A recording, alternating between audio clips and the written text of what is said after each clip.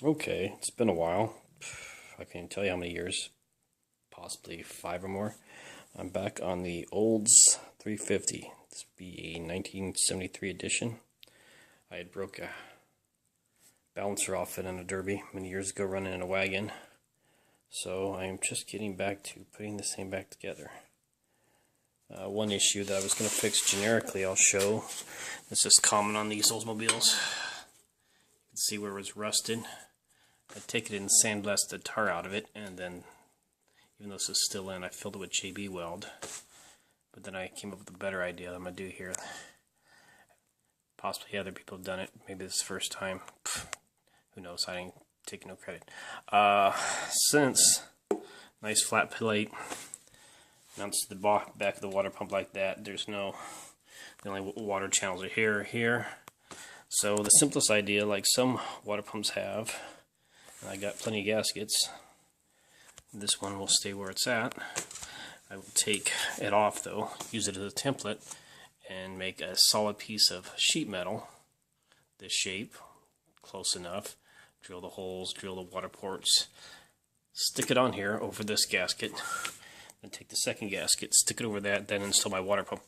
That way, you know, just in case, one of these, probably over here, was so rusted that literally if you took a pick or a screwdriver and stabbed it, it would have went through, even after sandblasting it. It didn't go all the way through sandblasting it, but I could tell it was real thin. So instead of just taking a risk, and if you can't get one of these, which you can, they're $60 if you want. But if you're like, whatever, I prefer to do myself, the plate idea will work.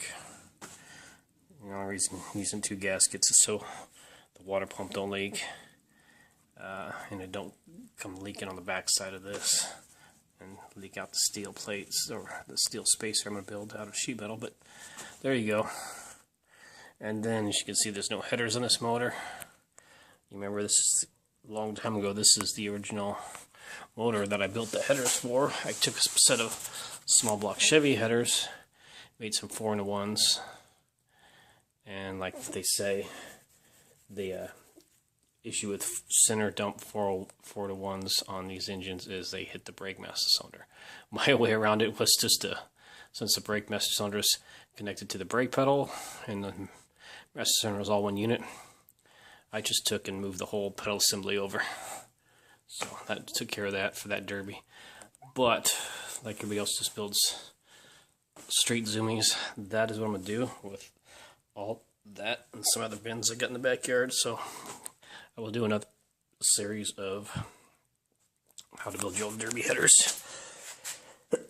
And then the other issue this motor has, which it works, I'm going to put a bolt in because I welded the engine in and trying to get the bolt in and all that. There's no light here. I wonder if I have a light somewhere in here. Oh, yes I do. And then fireworks. It's chipped the block right there. There's still plenty of threads inside there, so it still kind of can attach. But as an Oldsmobile, you have, these were the 2 that it was mounted to, plus you have one back there. So the next step I'm going to do is, and you got these just like, this one needs light for that. You got these just like the small block Chevy sort of has. So the next step to do is design a Oldsmobile engine cradle. I'll do a similar thing. Looks like, except for worrying about rubbing steering or anything, it's like the fuel pump's way up here. That's not in the way.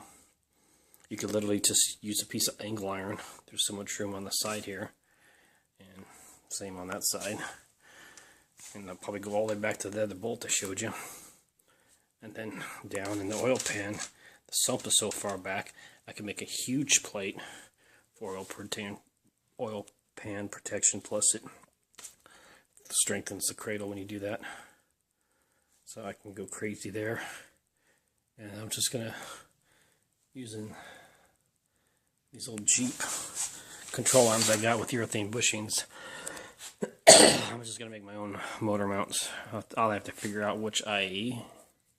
Somewhere I have a jig that I use for knowing where the motor mount bolt holes normally go in a normal car, so I can use that as a template to know how far apart motors are normally spaced in your typical Chevy.